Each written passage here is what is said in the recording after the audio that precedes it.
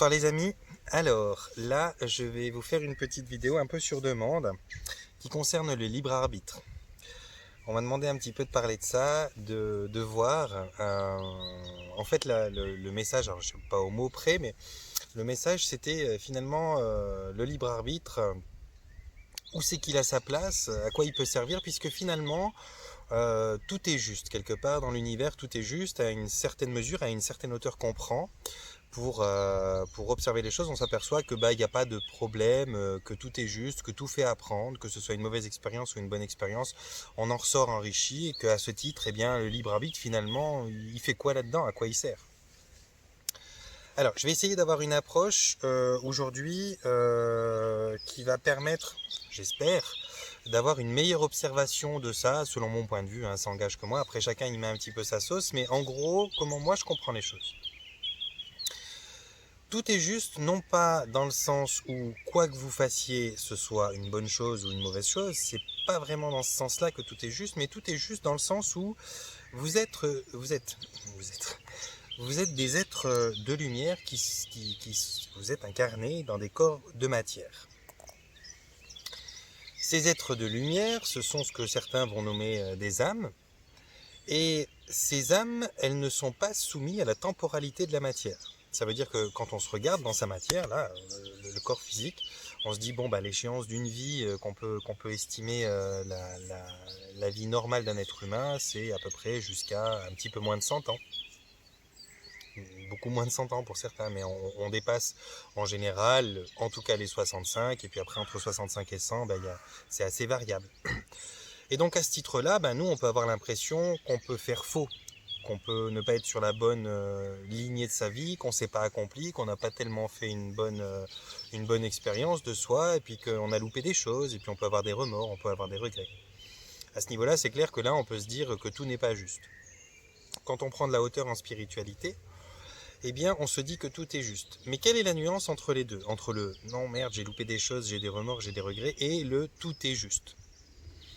Eh bien, quand on regarde les choses du point de vue d'une âme, l'âme, elle n'est pas soumise à cette temporalité. Elle n'est pas soumise à ce corps périssable. Donc elle est infinie. L'infini, c'est pas de fin, ça s'arrête jamais. Mais l'autre moitié de l'infini, c'est que ça n'a jamais de début non plus. Ça ne commence pas, ça ne finit pas, c'est infini. Et dans un concept aussi grand que le concept d'infini, on peut avoir tendance à se demander, ok, comment puis-je être en avance sur mon développement? Comment puis-je être en retard sur mon développement? Comment est-ce que je peux estimer avoir fait une erreur puisque j'ai l'infini du temps mis à disposition par la source pour pouvoir expérimenter ça d'une manière différente, pour pouvoir le louper encore, pour pouvoir le réussir, pour pouvoir peut-être faire différentes variantes de cette expérience-là, plus ou moins bonne, même on pourra en faire tous les degrés, et j'aurai encore toujours du temps pour l'améliorer, pour l'accomplir.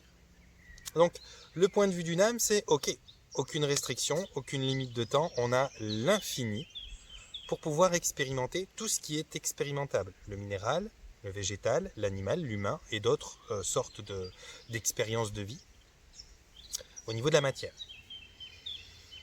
On peut revenir, on peut revenir, on peut revenir, on peut enfiler des corps comme on enfile des costumes sur une scène de théâtre. Il n'y a absolument aucun souci avec ça, et donc on n'est pas limité par le temps, et comme on n'est pas limité par le temps, on n'est pas oppressé par une nécessité de résultat, et comme on n'est pas oppressé par une nécessité de résultat, on n'a pas du tout de pression quelle qu'elle soit, on n'a pas du tout de possibilité à aucun moment de concevoir qu'on aurait fait quelque chose de faux, puisque on a tout le temps pour refaire. Donc on est en apprentissage. Ah, je me suis loupé cette fois, je recommence. Je me suis loupé cette fois, je recommence. Et on peut se louper des milliards de fois et recommencer et réussir une fois. C'est pas grave. Tout va bien puisqu'on a tout le temps à disposition. Puisque le temps, en somme, n'existe pas.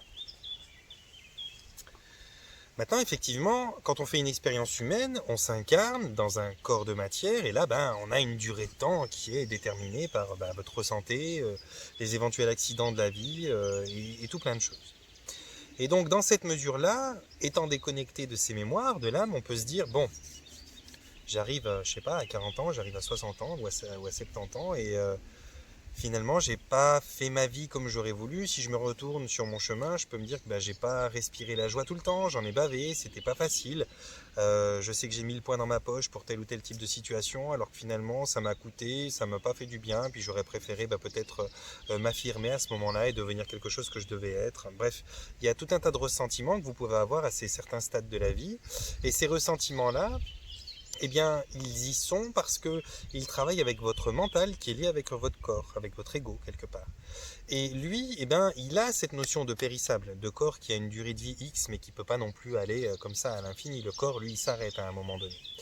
Donc c'est dur de prendre de la hauteur et d'avoir ce point de vue de tout est juste, tout est parfait, et de l'associer, de le lier avec le ok, tout est juste, tout est parfait, mais là, dans cette vie-là, de cette expérience-là, moi, j'ai que tant d'années à disposition, et puis, il peut y avoir une erreur dans le sens où il y a une échéance. Là, les deux sont justes. Quelque part, au niveau physique dans l'expérimentation, eh bien, il y a une échéance, et à ce titre-là, vous êtes descendu pour faire la meilleure expérience de vous-même, et il y a, au niveau de l'âme, eh bien, une infinie. Et cet infini vous permet de pouvoir refaire.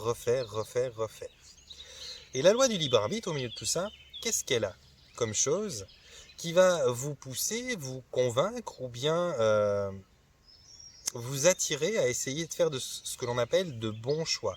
Bons choix, je dis juste ça à titre informatif parce que finalement le bon et le mauvais, dans tous les cas, pour une âme, ce sont des expériences. Il n'y a pas de souci avec ça. Il n'y a pas de bon, il n'y a pas de mauvais. Il y a soit je me réjouis, soit j'apprends. Mais j'ai une infinie de temps, encore une fois, pour expérimenter.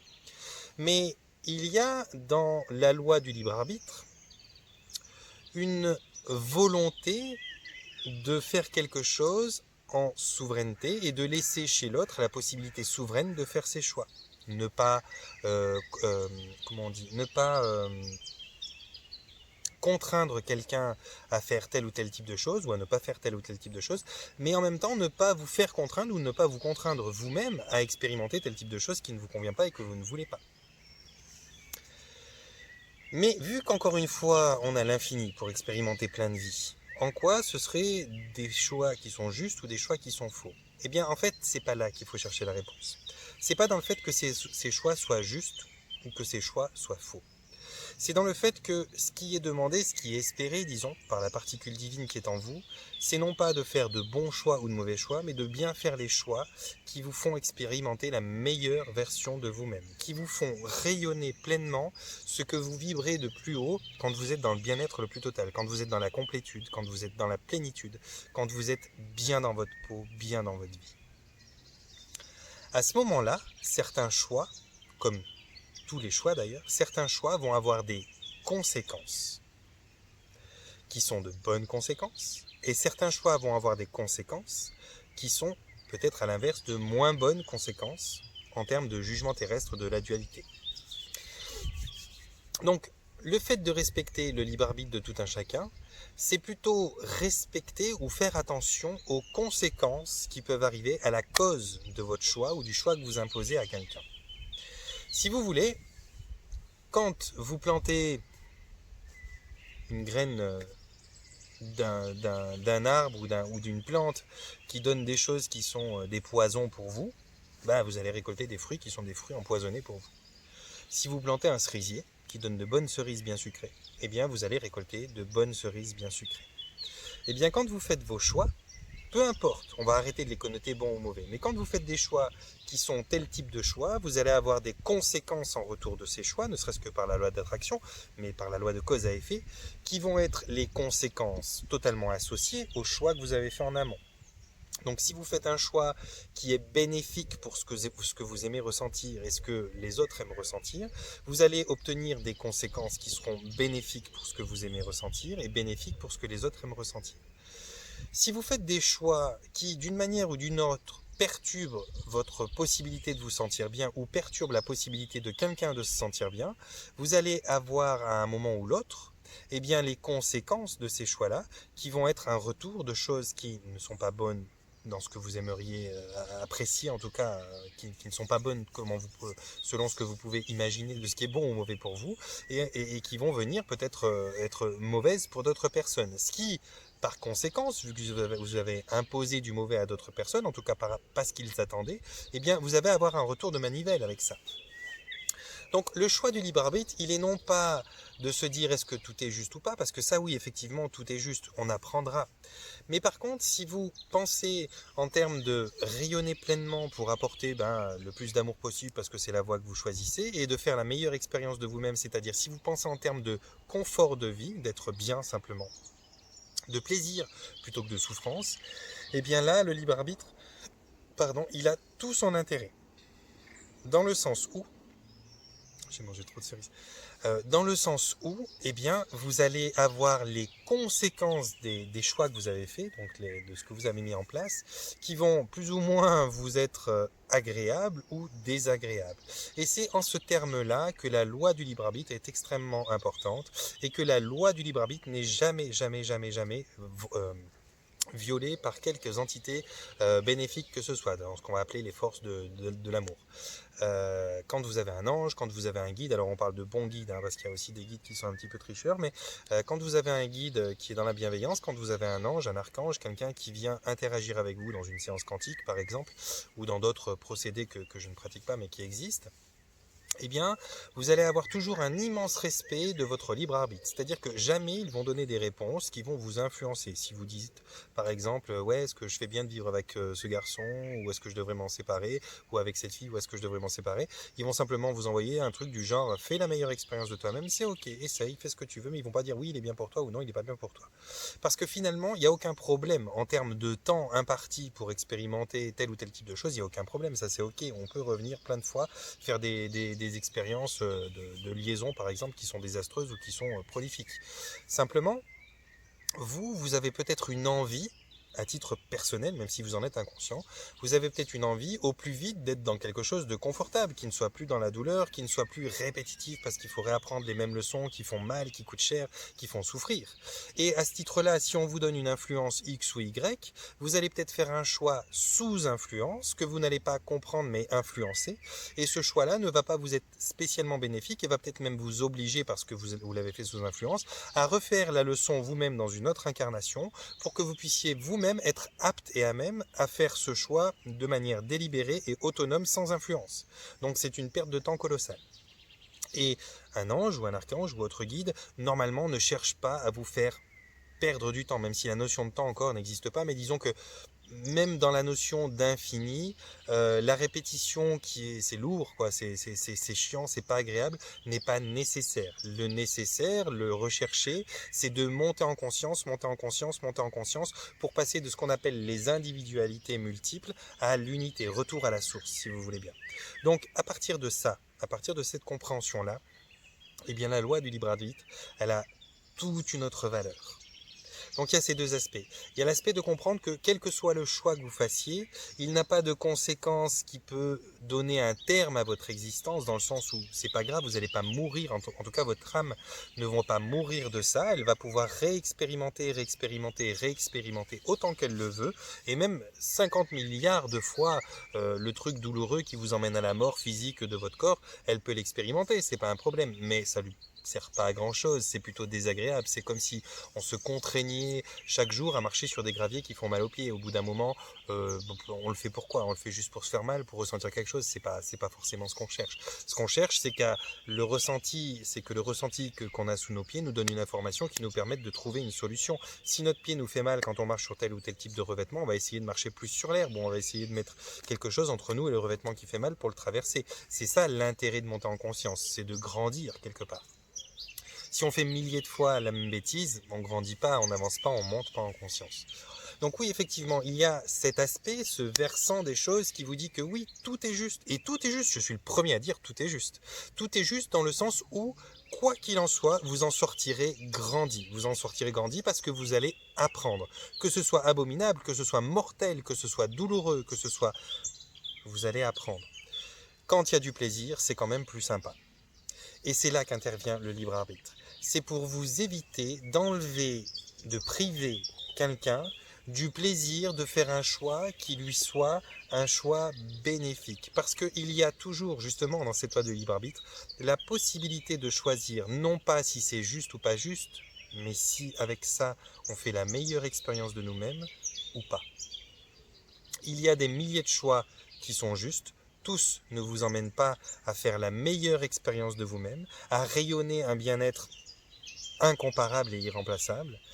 Et il y a certains choix qui vous permettent, mais ils sont plus rares, qui vous permettent de devenir souverain, de vous émanciper d'une emprise que vous ne voulez pas, de faire la meilleure expérience de vous-même, de rayonner pleinement et donc d'être bénéfique autour de vous, de rayonner et d'apporter peut-être quelque chose, comme le soleil amène quelque chose de bénéfique, même si lui, il ne cherche pas spécialement à faire une action X ou Y en fonction de la plante dessous, mais la plante va profiter de sa lumière, il va s'épanouir grâce à ça.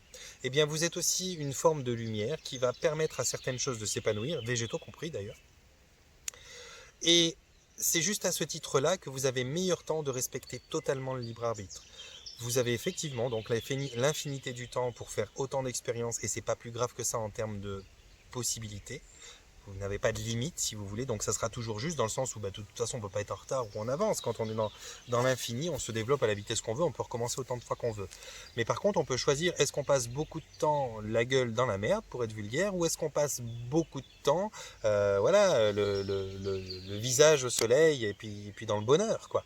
C'est là où intervient vraiment le libre arbitre. Donc respecter le libre arbitre, c'est quelque chose, alors moi de toute façon je l'ai comme loi principale, les anges l'ont comme loi principale, et c'est pour ça, parce que si je ne respecte pas le libre arbitre de quelqu'un, à mon sens, de ce que j'en comprends et de ce que j'en sais, si je ne respecte pas le libre arbitre de quelqu'un, je vais me trouver forcément, dû à cette cause, face à un moment ou l'autre dans cette vie ou dans d'autres, à une conséquence qui ne me convient pas. À un moment ou l'autre, inévitablement, je vais me retrouver à récolter le fruit de cette action-là, et donc je vais me retrouver avec quelqu'un qui ne respectera pas mon libre arbitre.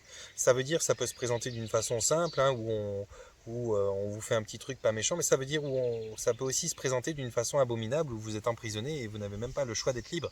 Ça peut se transformer en chose que vous avez besoin de mûrir quelque part. Donc, la loi du libre arbitre, effectivement, elle a une place incomparable, irremplaçable, dans le fait de pouvoir choisir délibérément, non pas ce qui est juste ou ce qui ne l'est pas, car tout est juste, oui, mais ce qui va vous convenir, vous apporter du bien-être, vous êtes agréable ou pas. Parce que tout n'est pas agréable, même si tout est juste. Dans le juste, il y a des choses qui sont extrêmement inconfortables, qui vous font grandir quand même, qui vous font apprendre, mais qui sont extrêmement inconfortables. Par contre, dans tout ce qui vous est agréable, eh ben, vous avez plus de plaisir, plus de bonheur, et ça reste aussi quelque chose de juste en qu'à faire. Donc en respectant cette simple loi-là, vous allez plus facilement pouvoir vous offrir du confort à ceux qui interagissent, qui vivent sur Terre ou dans votre entourage.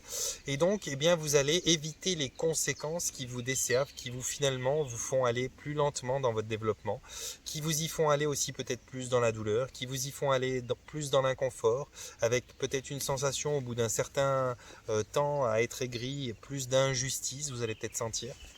Donc, à un certain moment, vous vous foutez dans la merde ou vous vous foutez dans le bien, quoi. Donc le libre arbitre, c'est surtout pour ça. C'est de pouvoir respecter non pas la justesse de tous les parcours qui peuvent être conçus ou envisagés ou créés, mais c'est simplement de pouvoir avoir le luxe et la possibilité de choisir, de faire ça dans les meilleures dispositions et de la meilleure façon pour soi-même et pour tout un chacun. Alors voilà, j'espère que j'ai répondu à la personne qui se posait des questions là-dessus et qui m'a dit ouais finalement comment choisir, droite ou gauche, tout est juste, si et ça, ouais mais bon si à gauche t'as que des clous et puis si à droite t'as de l'herbe, tu choisis de marcher sur quoi?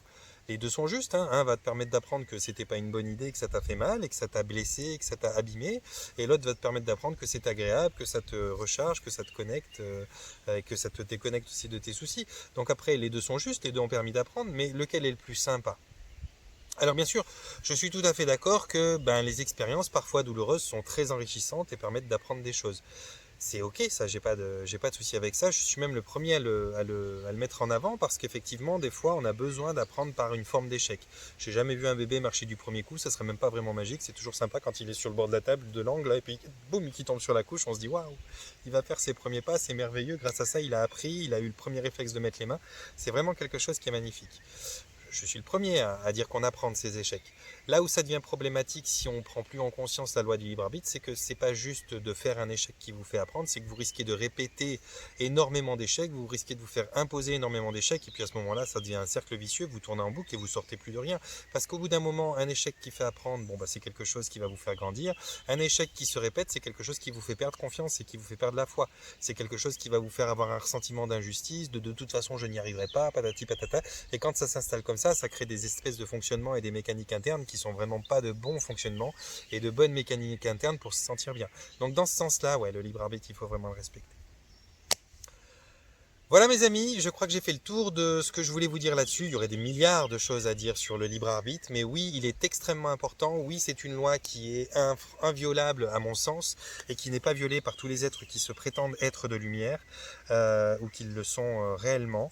Et voilà, même si en à côté de ça, et c'est tout à fait compatible, tout juste. N'importe quel choix que vous allez faire est un choix juste parce qu'effectivement, il vous permettra d'apprendre. Après, c'est juste la notion de confort et de positionnement là-dedans et de comment vous vous ressentez. Est-ce que vous ressentez sympa d'avoir imposé ceci ou cela qui va faire la différence. Et ça vous appartient.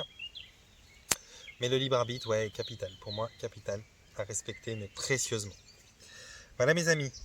Donc pour ceux qui veulent me rejoindre, comme d'habitude, alors je fais un petit message aujourd'hui, ça fait un moment que je ne vous ai pas dit, mais là c'est un petit coucou à tous ceux qui sont les nouveaux abonnés, à tous ceux qui font des dons et tout ça pour le projet que j'ai mis en place, j'en ai déjà parlé, je ne vais pas en parler à chaque fois, à tous ceux qui font des dons, à tous ceux qui s'abonnent, à tous ceux qui m'envoient des messages merveilleux, voilà, je vous fais un petit retour, merci beaucoup, c'est un gros plaisir vraiment, les interactions avec vous sont merveilleuses, merci à mon groupe aussi, l'Intention Bâche du Changement, qui est un groupe mais gigantesquement super extra vachement bien, avec des gens qui sont de belles personnes. Il y a vraiment de chouettes contacts, il y a de chouettes choses qui se font, il y a des rendez-vous, il y a plein de trucs.